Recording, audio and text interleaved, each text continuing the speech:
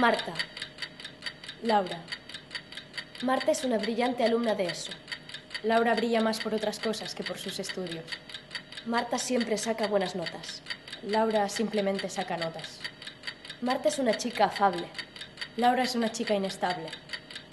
Marta se lleva bien con todos sus compañeros. Laura se lleva bien solo con su reducido grupo de amigas. Marta es sociable. Laura es controladora. Es adaptable. Es reservada. Es apasionada. Es imperturbable. Cuidadosa. Agresiva. ¡Encaja!